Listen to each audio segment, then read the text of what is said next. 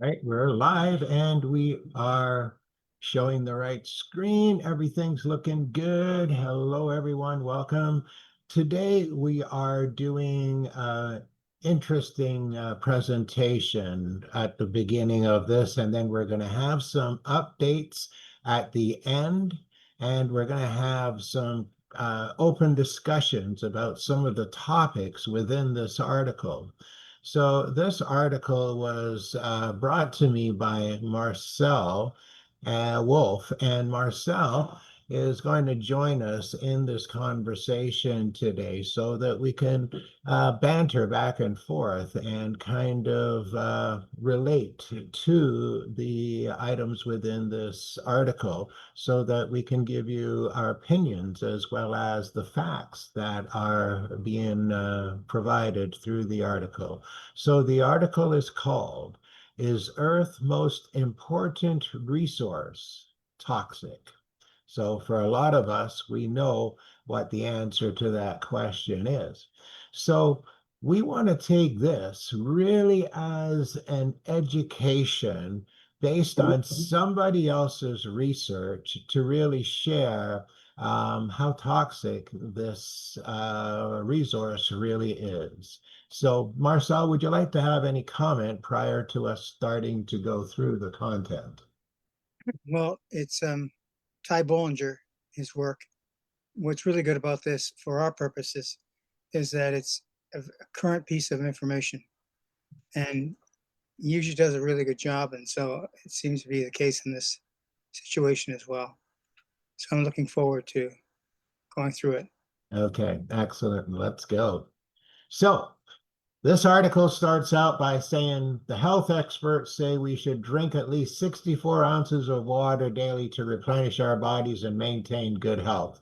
This makes sense because our body is made up of about 50 to 60% water by weight, although the exact amount can vary depending on several factors.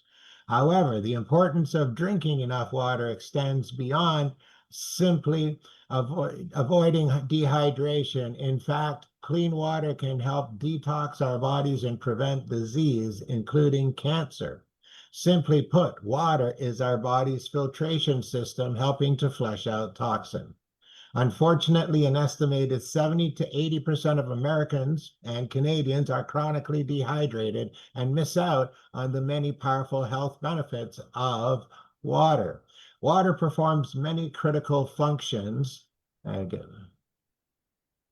Critical the health benefits of water. Water performs many critical functions in the body, including serving as a carrier in the form of blood, saliva, and other fluids for oxygen, carbon dioxide, and many other nutrients, helping to maintain the structural integrity of our cells and tissues, aiding healthy digestion by helping to move food through the gastrointestinal tract and flushing out food waste and toxins, supporting an active, healthy metabolism, flushing waste and toxins out of our body as sweat and urine, maintaining proper membrane moisture levels, lubricating our joints, helping to make hormones and neurotransmitters in our brain and body, controlling body temperature via sweating and respiration are some of the benefits of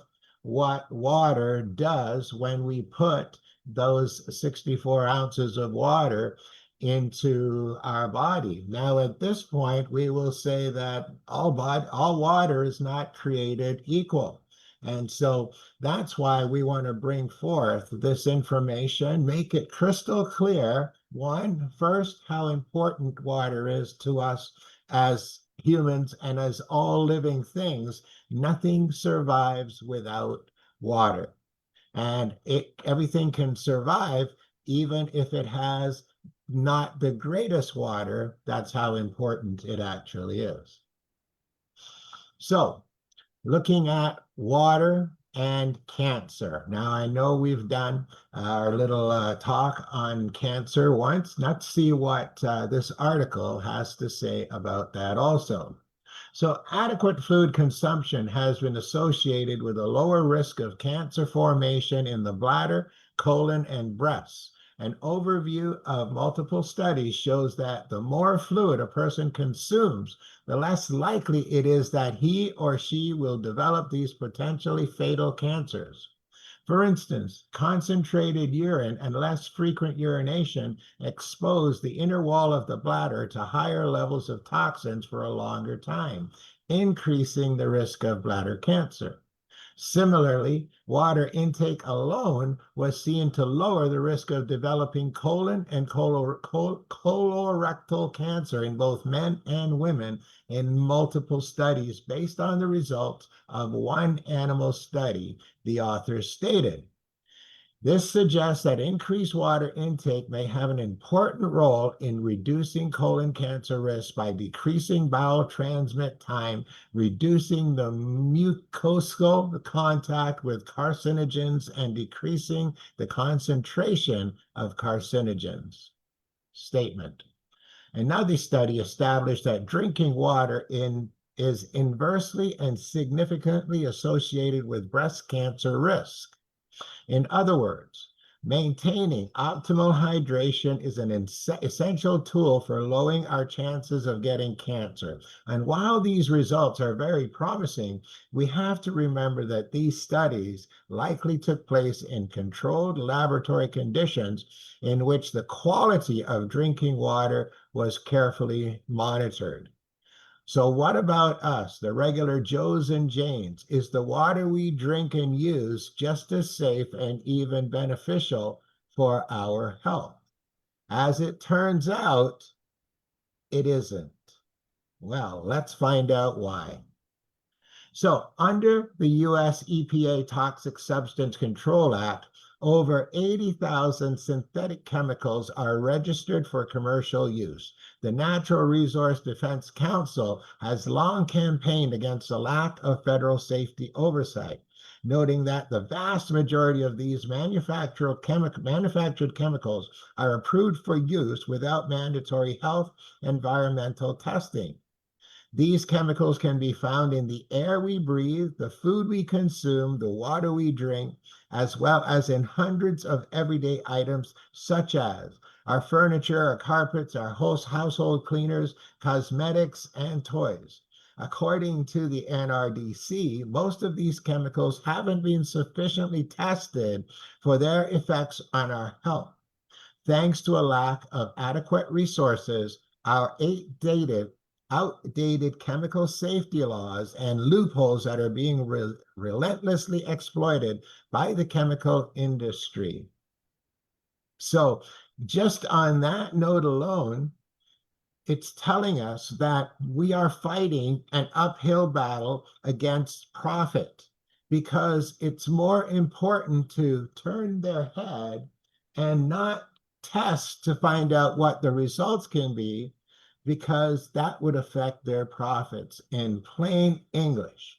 And for us as human beings, where we have basically limited control as to how we can manage the fight against all the negativity, this is where our biowater is coming in as the solution to the detoxification and the flushing and the cleansing and the neutralizing of the EMF and all the other stuff. The water that we're consuming is toxic. And let's carry on for the cancer. So that's the end of the cancer assessment.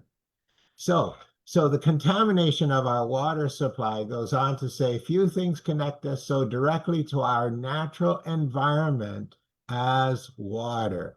And the extent of its contamination is a direct reflection of the degree of contamination of our environment. So these are things that everybody should know, but nobody pays attention to.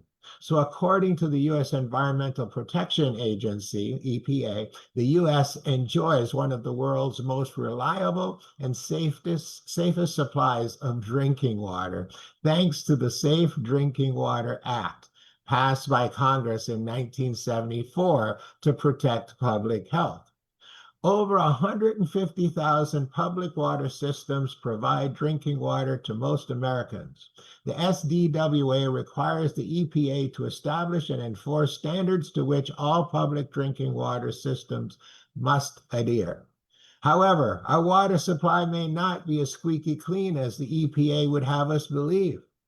Rainwater dissolves compounds, both natural and synthetic, present in the air. They land on the soil and runs into the many aquifers, streams, rivers, and lakes that supply our drinking water. Unfortunately for us, ground pollution finds its way into our water supply, with many potential points of entry before reaching our tap. Specifically, the types and qualities of chemical pollutants in our water supply can result from contamination of water sources, treatment processes, or entry into water distribution systems as it is conveyed to us. Many synthetic compounds can potentially contaminate source waters, but these are usually present at fairly low to negligible levels and only affect us if they are toxic at low concentrations. On the other hand, chemicals that enter our water supply during treatment may be limited in number, but they are more likely to appear at higher levels and therefore pose a greater health risk. Last but not least, contaminants present in the pipes, in the joints, and in the fixtures of our water distribution systems are likely to be highly pervasive and have the potential to cause widespread contamination, posing substantial health risks. All right, so even for myself, with all the knowledge that I have, being in the water business for 20 years, selling purified water, reverse osmosis water, I'm telling you that nothing brings it to your mind when you read these types of articles to understand the tests have been done. There is no safe source of water when it's being pumped through to your home and to your tap.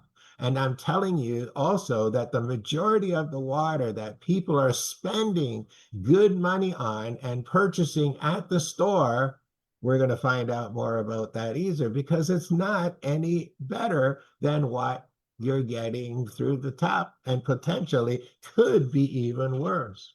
So that's why we have a calling. We have a need to fix the water when it comes out of the tap and before it goes into your pot, into your glass, or into your body. So here are 5 contaminants in water for sure. So the contaminants that enter our water supply from source water generally occur at low levels. Typical source water contaminants include arsenic, asbestos, radon, agricultural chemicals, and hazardous waste. So arsenic, some of the strongest evidence for a cancer risk associated with source water contamination involves the high toxic arsenic in the water, in the drinking water. It is estimated that more than 150 million globally are exposed to arsenic through groundwater contamination. Arsenic is known to cause skin lesions, skin cancers. Although it doesn't directly damage DNA, it disrupts many other aspects of DNA function, just like many known carcinogens do. A 2024 study from Texas found that even low-level arsenic exposure, 1 to 5 parts per billion, was associated with a 6% higher incidence of kidney cancer, and exposure above 5 parts per billion with a 22% higher incidence. And a 2025 article in Oncology Times confirmed that long-term low-level arsenic exposure through contaminated drinking water is linked to increased kidney cancer risk, with a dose-response relationship showing a 4% increase in evidence for each doubling of arsenic concentration. So none of it is good. Asbestos. Although early studies indicate a risk of developing colorectal cancer associated with asbestos in drinking water, this was seen to be limited to situations in which naturally occurring levels of asbestos were high in source water. However, more recent evidence suggests that asbestos fibers in drinking water can raise the risk of stomach and colorectal cancers. Radon.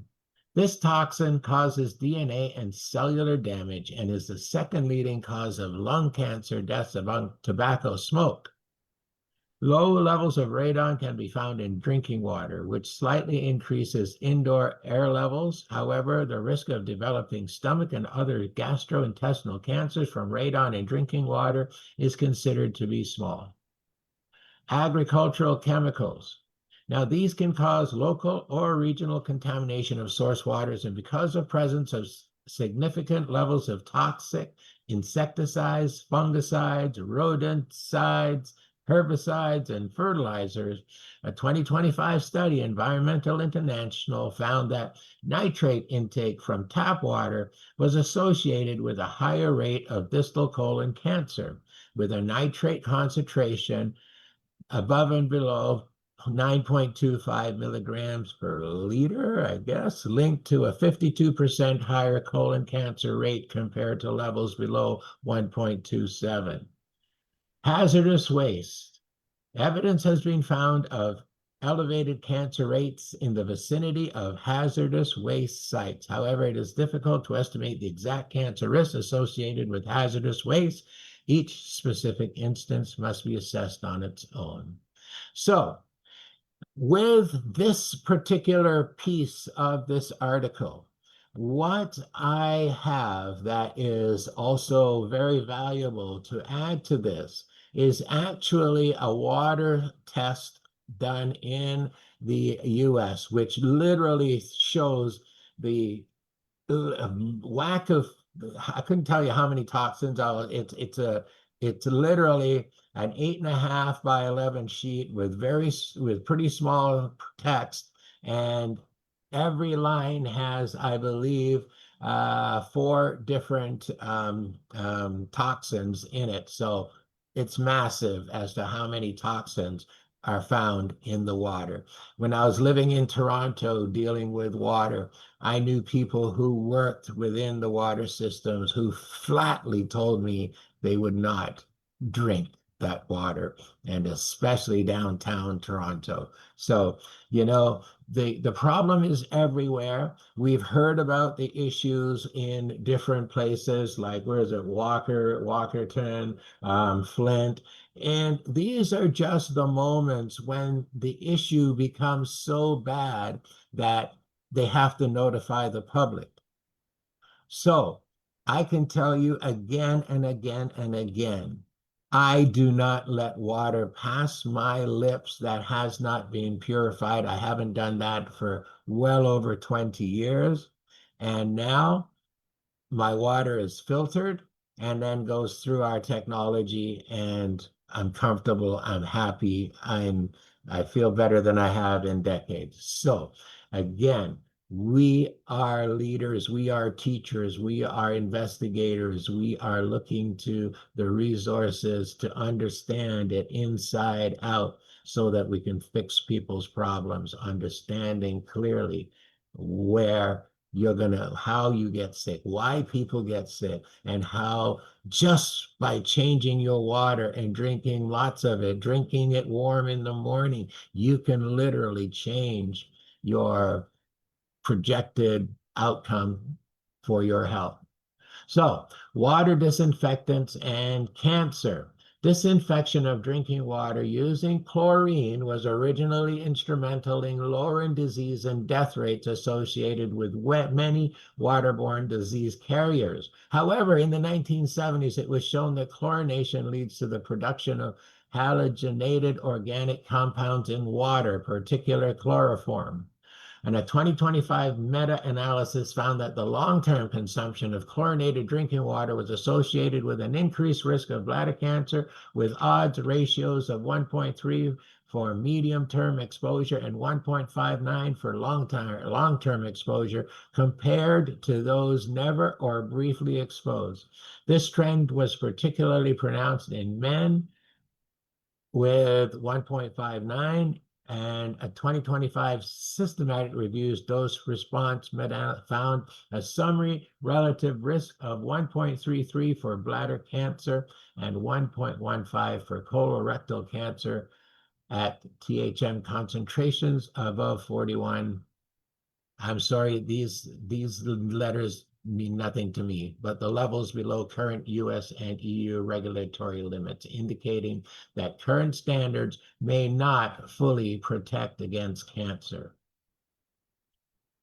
Byproducts of disinfection are formed when disinfectants such as chlorine, ozone, chlorine dioxide, chloramines react with naturally occurring organic matter, contaminants, bromide, and iodine during the production of drinking water.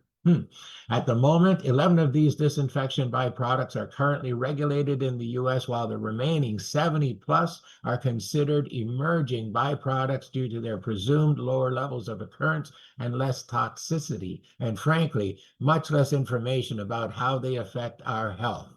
Alternative disinfection practices were originally intended to result in safer drinking water. However, it turns out that at least a few of the supposedly safer emerging byproducts are generated at higher levels and may be more damaging to our DNA and cells than those produced by chlorination. They're still experimenting with us. For instance, the byproducts of bromine compounds were found to be both more damaging to DNA and carcinogenic than chlorinated compounds, while iodinated byproducts were the most damaging to DNA, although these have not yet been tested for their carcinogenicity. To a certain extent, we now understand better how some, but by no means all, disinfection byproducts may be affecting our body. How they interact with each other and affect us in the combinations we are likely to encounter in our environment is simply not clear. Excuse me. So let's look at chloroform. Well, I know the information is long, but it is so very educational. So among the hazardous chemicals to which we're exposed on a regular basis is chloroform, which typically enters our environment as a waste product from chemical companies and paper mills. It is also found in wastewater from sewage treatment plants and drinking water to which chlorine has been added. If you hear my voice changing, it's because of the concern that I'm finding as I read. Chloroform can enter the air directly or by evaporating from water and soil that contain it. And while it dissolves easily in water, it does not stick to the soil very well.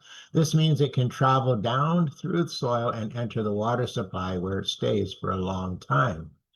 Most chloroform eventually breaks down very slowly into phosgene, which is even more toxic than chloroform, and hydrogen chloride, which is also toxic.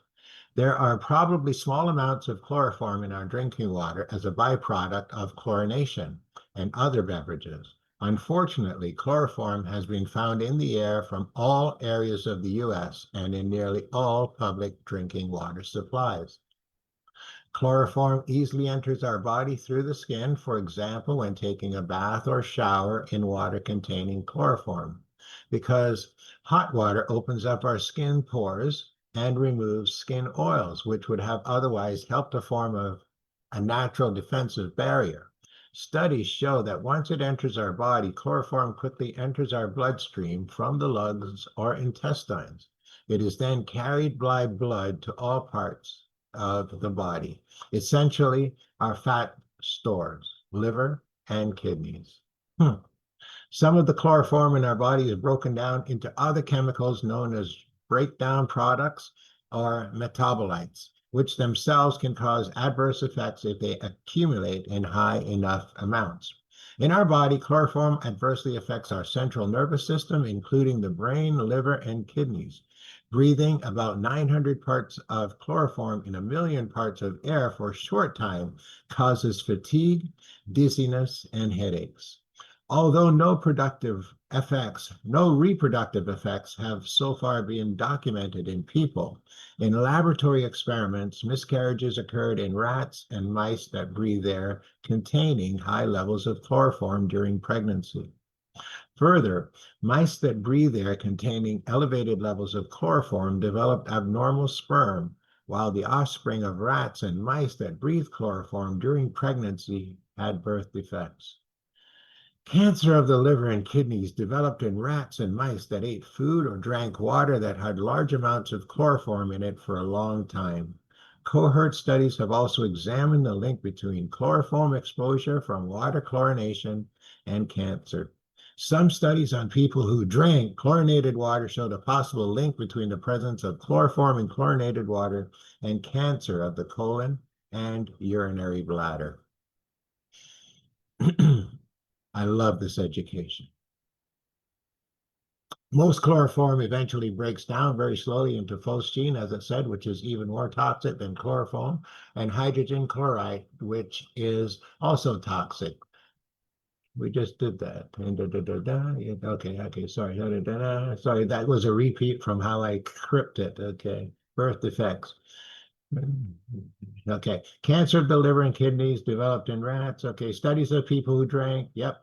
Oh, so here it is. It is presently unclear whether liver and kidney cancer will necessarily develop in people after long-term exposure to chloroform in drinking water. However, based on animal studies alone, the Department of Health and Human Services has determined that chloroform may reasonably be anticipated to be a carcinogen. Similarly, the International Agency for Research on Cancer has determined that chloroform is possibly carcinogenic to humans, while the EPA has also determined that chloroform is probably human carcinogen. So, can plastic containers cause cancer? Well, you may have heard by now how even healthy mineral water can be a significant hazard to your health if it is stored in plastic containers and water bottles. The source of this health hazard is bisphenol A, or BPA, which is a key building block of all plastics, from polycarbonate to polyester. BPA is routinely used to line food cans to prevent corrosion and food contamination. It's also used to make plastic cups, baby bottles, and regular bottles transparent and shatterproof. Unfortunately, BPA also leaches from plastics and resins when they are exposed to hard use or the high temperatures typically seen in microwaves or dishwashers. The FDA first approved BPA as a food container component in 1963 because no ill effects from its use had been shown. BPA slipped in under the regulatory radar because when Congress passed the Toxic Substance Control Act in 1976, requiring that the EPA conduct or review safety studies on new chemicals, BPA was already on the market. Therefore, it was not subject to the new rules nor required undergoing additional testing because specific concerns had not been raised to that point. One of the first clear indications of how pervasive BPA had become in our lives and environment came from an analysis carried out in 2004, when the U.S. Center for Disease found traces of BPA in nearly all the urine samples it had collected to assess the prevalence of toxic chemicals in the human body. Oh my God. Although in this particular analysis, BPA levels were estimated to be 1,000 times lower than the limit considered safe by the EPA and the European Union's European Food Safety Authority. What was worrying was glucuronide, a waste product of BPA, was present in most of the urine samples analyzed, suggesting that we're being exposed to it on a regular basis.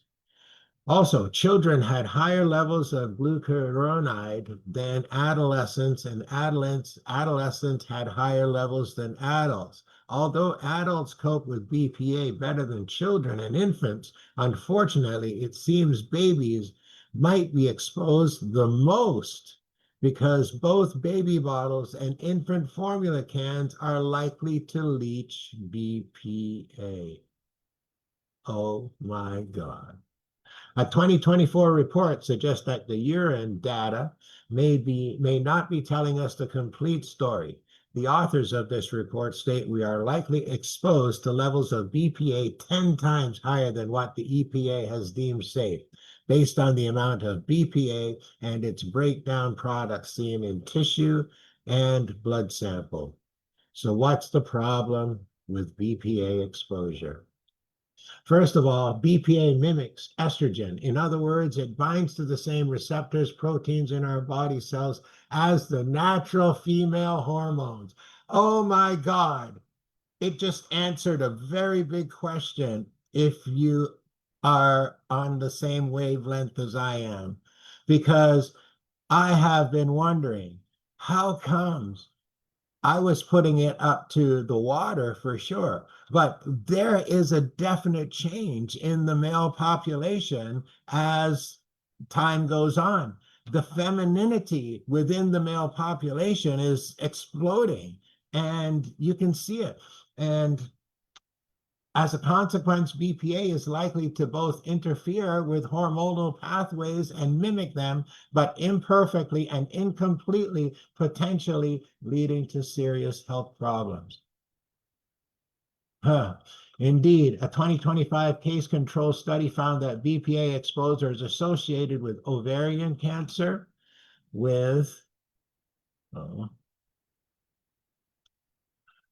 patients showing increased BPA levels, reactive oxygen species, and KRTA gene expression. A 2025 network toxicology study demonstrated that BPA promotes cancer cell migration in cervical, endometrial, and ovarian cancers through dose-dependent upregulation of MMP9 and CXCL8 genes. Once it enters our body, BPA tends to build up, especially in the placenta and fetus. Specific and medical evidence shows that BPA severely disrupts fetal development in the embryo, along with harming both the male and female reproductive systems. Hey, Mike. Yes. Yeah, so in Lake Ontario, they found now male fish with female eggs in their testes because of the exposure to these toxins. No, a male fish with Yeah. eggs. Yeah, female eggs in their testes. So they're developing them within their body. That's the only way they can get there. Yeah. Wild. And so you understand where I was going when as soon as that talked about the estrogen and how it's going to affect the testosterone in basically every male. Yes, It's a form of population control. absolutely. Okay. Once it enters our body, BPA tends to build up, especially unfortunately, laboratory studies in animals show that BPA can have permanently damage effects after even very short exposures. There is also preliminary in vitro evidence suggesting BPA may act as a liver cancer promoting agent. BPA has also been shown to directly damage DNA. Even though the liver breaks BPA down efficiently, bisphenol-quinone, one of the breakdown products, has also been shown to bind to DNA, potentially changing how DNA functions in our cells and perhaps even contributing to cancer formation. BPA also interferes with multiple signaling pathways in our cells, again with potentially serious health consequences. Of course, the plastic industry argues that BPA should continue to be used because its many convenient features that they claim are hard to match. However, some experts feel that the much more stable polyethylene and polypropylene plastics would be perfectly acceptable substitute, at least for some applications. In Japan, manufacturers began using natural resin instead of BPA to line cans after their scientists showed that BPA was leaching out of baby bottles. In what seems to be a direct consequence of this measure, a 1999 study found that levels of BPA and its breakdown products in the urine of Japanese test populations had declined significantly. So if we want to fix the problem, we can.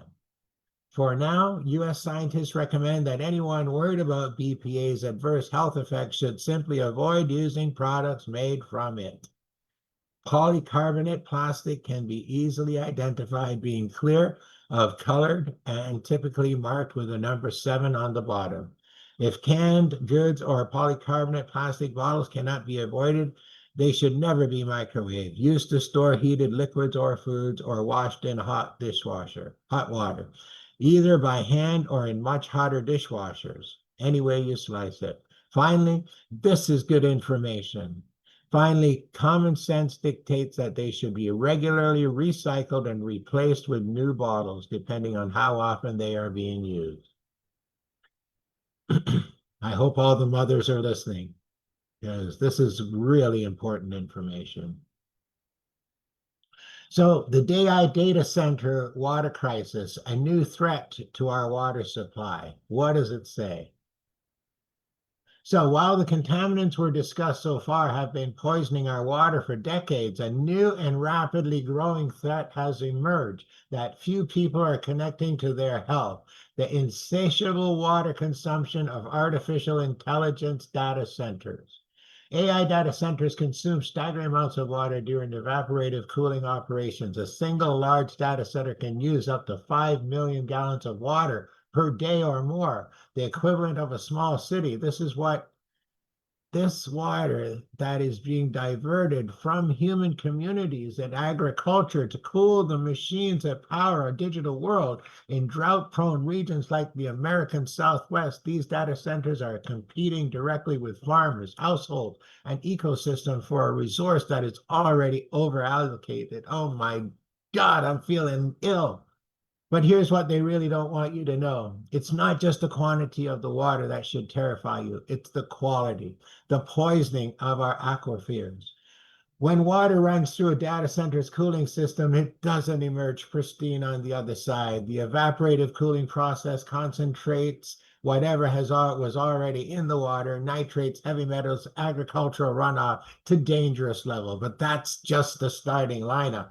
The cooling systems themselves are dosed with anti-corrosive agents to keep the pipes from dissolving, anti-scaling agents to prevent mineral buildup, the biocides to stop the stagnant water from turning into a science experiment.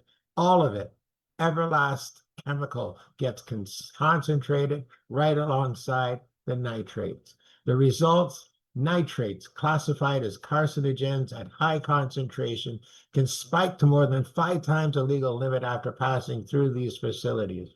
In Morrow County, Oregon, where Amazon operates multiple data centers, nitrate levels in some wells have hit 73 parts per million. Let that sink in. That's 10 times higher than Oregon's safety limit and 7 times the federal threshold. In March 2026, Amazon agreed to a $20.5 million settlement over claims its data centers contributed to nitrate pollution in the region, while denying allegations that it contributed to the contamination.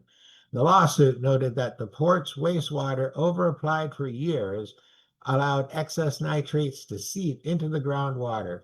According to the Oregon Health Authority, at least 634 domestic wells in the area contain unsafe levels of nitrate, some with nearly 10 times the federal limit. And where does this toxic wastewater go? In many cases, it gets piped right back onto nearby farmland, where it seeps through sandy, porous soils and re-enters the aquifer, the same aquifer communities rely on for drinking water. The result: a perfect recipe for groundwater poisoning. The water treatment facilities already outdated, already overwhelmed, don't have the capability to filter these concentrated contaminants, corrosive and carcinogens. So the same water that left your tap toxic, returns to your tap super toxic as far as I'm concerned. Only now it's being seasoned with industrial strength chemicals from a sewer farm. Aren't we lucky? So the cancer connection you need to know. This isn't just an environmental issue, it's a cancer issue. The very contaminants we've been warning you about for years are being concentrated and amplified by AI data centers. Nitrates, which we discussed earlier as a contaminant linked to stomach and liver cancer, are being concentrated to levels far exceeding safety limits. A 2025 study in Environmental International confirmed the association between long-term nitrate exposure drinking water and the incidence of colorectal cancer, showing a nitrate concentration above 9.25 was linked to a 52% higher colon cancer rate. Heavy metals and industrial chemicals that are known carcinogens are being concentrated in wastewater. The biocides and anticorrosive agents used in cooling systems are themselves chemicals that have not been adequately tested for their effects on human health. The communities surrounding these data centers are becoming unwitting test subjects in a massive, uncontrolled experiment. In Morrow County, Oregon, residents have reported rising rates of rare cancers, miscarriages, and reproductive complications, all while being told by officials that everything is fine. So what you're not being told? They call this innovation. What it actually represents is a massive transfer of resources. Your water grid, your grid capacity, your tax dollars in the form of incentives into the service of machines designed to replace human labor, monitor human behavior, and ultimately enforce human compliance. Here's the circular nightmare they're not telling you about. Energy scarcity due to global conflicts is driving electricity prices to spike. Water scarcity from AI-driven consumption means the available water is increasingly undrinkable. Agricultural collapse from fertilizer shortages means food prices are already climbing. To keep the AI data centers running because they're critical infrastructure, remember, utilities are prioritizing them over residential neighborhoods. Your health is being sacrificed in communities where nitrate poisoning from data center wastewater is linked to rare cancers and miscarriages. The industry's response, the response from the institutions orchestrating this, lockdowns, rationing, and control. You'll be told to take shorter showers. You'll be told to drive less. You'll be told that conserving, sacrificing is your patriotic duty. I can't tell you what I want to do right now. What you won't be told is that the water you saved is being rerouted to data center to cool the machine that is being trained to replace your job and monitor your behavior. What you won't be told is that after cooling the machines, the water contains concentrated nitrates and heavy metals, and it's being sprayed onto farmland where it seeps back into the aquifer, poisoning the very water supply your children drink. 4 methods of water purification. According to a 2007 World Health Organization report, more than 1 billion people lack access to safe drinking water. Reducing deaths from waterborne diseases is a major public health goal for many developing countries, even today. Henceforth, where we come in. Water purification is the process of removing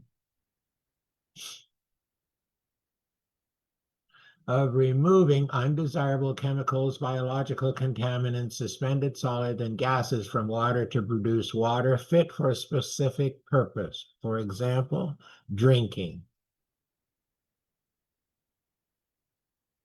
Oh. Methods of water purification include physical processes such as filtration, sedimentation, distillation, and reverse osmosis. Biological processes such as slow sand filters or a biologically active carbon, chemical processes such as fluctuation and chlorination, and the use of electromagnetic radiation and ultraviolet light. That's where we come in. Ultramagnetic radiation with light.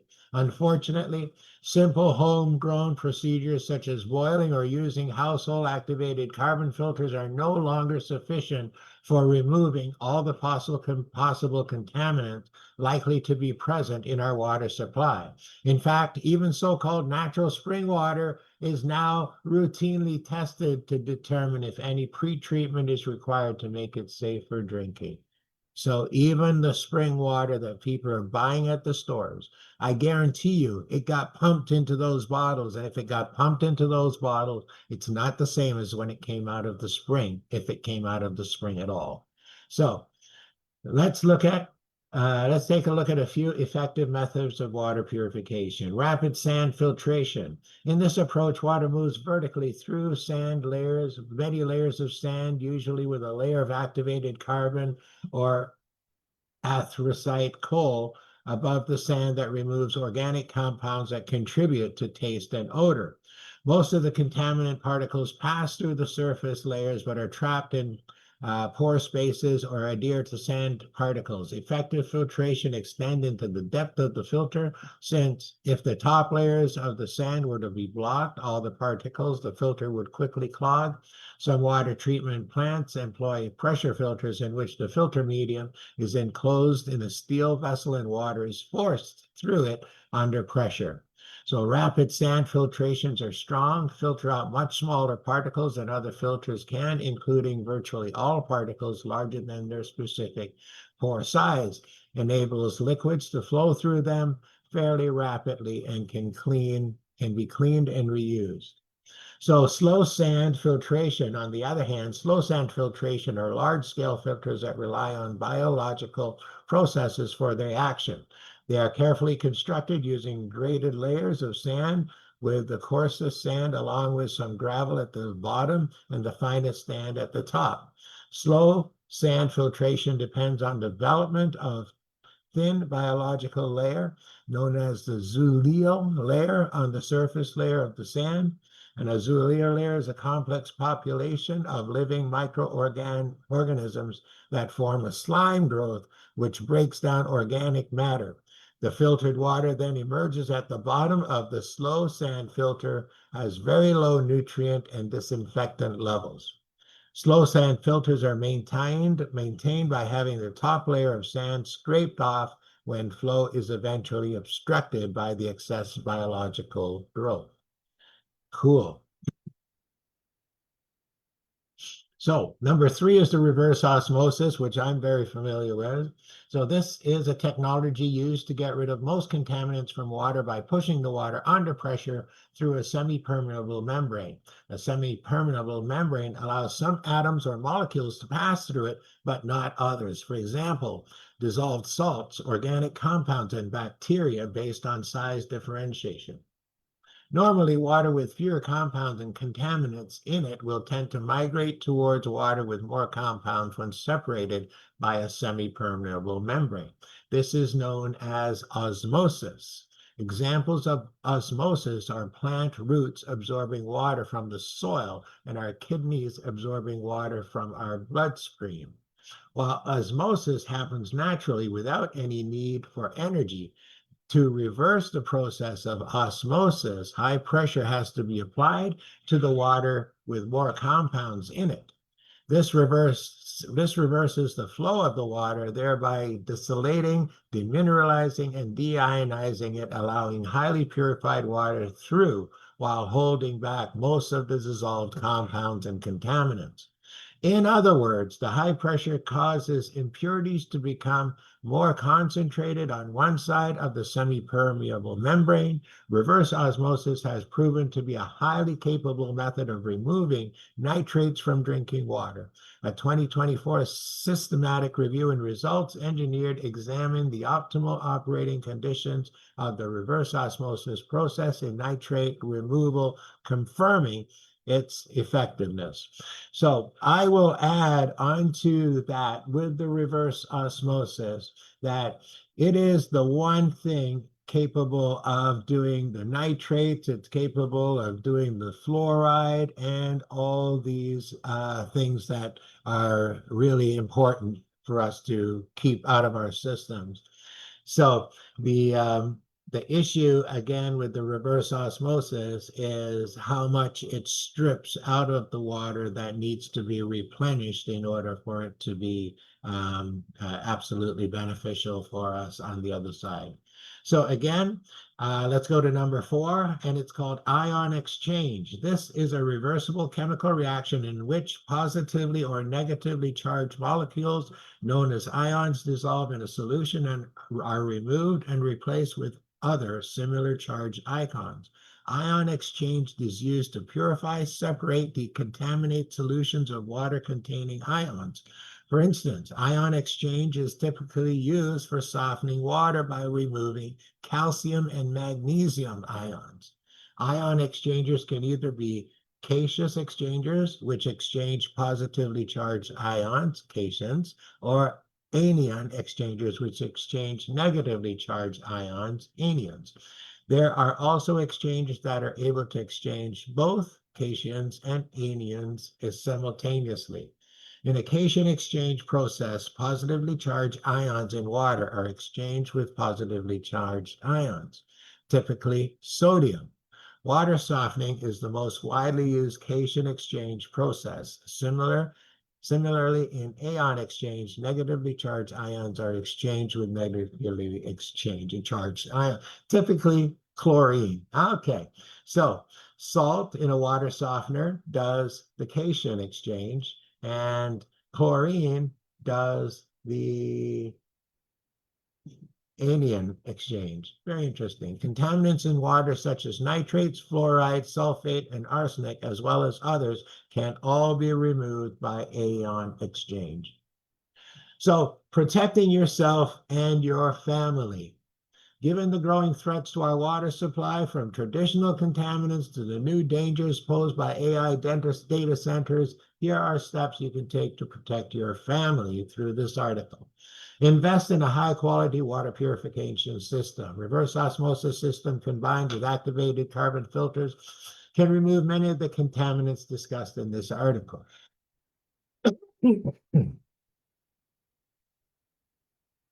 Look for a system certified to remove nitrates, heavy metals, and industrial chemicals.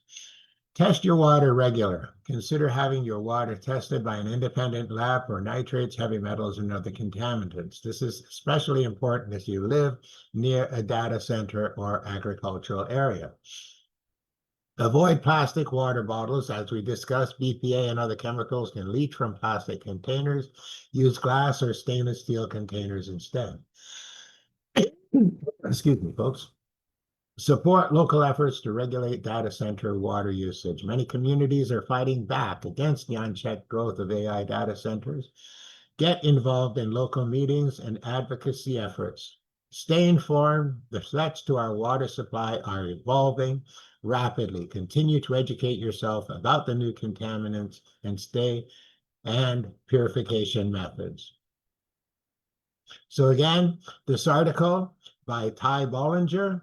So Ty, a happily married man, and we want to thank him for his contribution to our lives and the education for us of understanding more about water, the problem, and now we are able to better understand why our solution is so important for us to be sharing. So let's see if we have any questions, comments. Marcel, would you like to comment on that at this moment? Yeah, that was a deep dive, It was.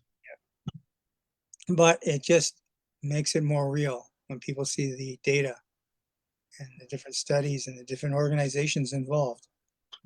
And you know, when I think about it from my perspective, as I said, being in the water business for quite a while, having my own standards where seriously, folks, I don't go to a restaurant and drink the water that they put on the table unless I pull out one of my devices and use on it because I just don't know where it came from. I have no faith in the water. The water that passes my lips, I have taken a sip because that's all there is, but I would not consume a whole bottle of water. I might sip and the rest is gone. It is that important to me to understand where my water is coming from. It's important too for people to know that I know when they think of water, they think filtration right away, but it's not actually filtration, it's restructuring that's actually more important. You can expand on that. Yeah, absolutely. Right now, it doesn't matter. We're going to say this unless your water has gone through some kind of technology where the water has been structured. Structured is good. That's the first part of the equation to change the actual dynamic structure of the water so that when that water goes into your body, it's actually able to perform the tasks that it's meant to perform.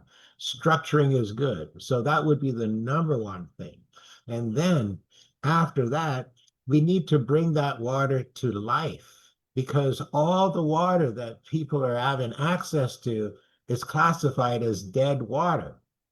And I like the analogy that says H2O, which is what you're drinking, if it's coming out of a bottle or if it's coming out of the tap, no matter where it's coming from, you're drinking, you're showering, and you're bathing in H2O, and that water is considered dead water. And if you want an analogy of how we can look at the difference between the water that we call H2O and the water that we call H3O2. So let's just look at those numbers and letters. H, hydrogen, two atoms of hydrogen, O, only one O, one atom of oxygen, H, hydrogen, oxygen. H3O2, increase in hydrogen, increase in oxygen. Now, simply put, everybody is running around chasing hydrogen, buying hydrogen bottles to do all kinds of things to their water so that they can have hydrogen water. And then people are walking around and they're looking, and everybody needs more oxygen in their body because oxygen is life, hydrogen is life. Together, when you put them into your water and you make your water so that it has the oxygen and the hydrogen, what do you think happens? All of a sudden now, everywhere that water goes, that is now structured, energized, and has the 37 frequencies it's carrying with it to every area of your body. That means that you are literally drinking the life source of each and every human, each and every plant, and each and every animal. You get to consume that. So when you are literally consuming it, spraying it over your body, showering in it, bathing in it, it is neutralizing all the EMF in your body. We didn't even touch on that because you need to experience it in order to understand it. But when the EMF out of your body is out of your body, every cell is independently operating on its own and doing everything that it should be doing. But not only is it doing everything it should be doing, but it's doing it because it just got powered up with nutrients, energy, the frequencies. It is alive and going to work to keep you healthier, to get rid of the aches and the pains, and to give you a clear mind that's functioning, that's able to help you solve all your problems. For people who are looking to actually communicate or be more in touch with their spirit, with God, whatever it is. There is no better way to get there than when you neutralize and rid your body of the things that are causing the confusion, that are blocking your senses, that are blocking your sensory perception, your ability to get through to your third eye, to be able to open up the channels, to be able to reach the stars, reach the heavens. And, everybody has their own goals, their own dreams, their desire. For some people, they just want to feel good in the morning. For me, it's a lot bigger than that. I'm here for a period of time, and my mission is to help each and every person understand the importance of this water and help them to get on board with it. And now let's talk about a little bit that, you know what? Next Tuesday. Next Tuesday, we're going to talk about our new enhanced approach to marketing, a new product layout that we have. For those of you that are aware of the website, you can go to referlife.com and you can check it out there. But next Tuesday, it's going to be all about our marketing and where we're heading, because as we go into the month of August now, it's a whole new deal. It's a whole new ball game. So be sure. And if anything, bring anybody and everybody who's had an interest in our bio water to this call, because this is where the rubber hits the road and things are going to launch out with an awesome product package for people as a whole. So with that said, if there's any more comments, we'll take them. Any questions, we'll take them. But other than that, next Tuesday, as we say, let's get busy with it. Marcel, some closing words? Yeah, just that the acid test for integrity, whether it's water, food, or people, is light energy, which with technology that we have can actually see what the naked eye cannot. And so the best human beings, the best food will have the most coherent, balanced light. It was actually Tesla who was asked what was the most important word in the English language, and he said it was nature, shortly followed by light. Absolutely. Skip says it's a great talk tonight. Thanks, Skip. Thank you for always being here. And Joan, let's see if we got one of the original shipment of colors. Are we now supposed to recharge it a few times? Is that what we were saying at the beginning? Yes, Joan, that is completely correct. So I recommend, so I will say this for everybody who, actually, you know what? Save it for Tuesday. I got a surprise for everybody on Tuesday. So yes, Joan, charge your caller several times and you're good to go. Okay. And I would charge it, to be honest with you, to be safe for the first one, I'd run it about 6 and above, 6 to 10 times, Joan, and you're good to go.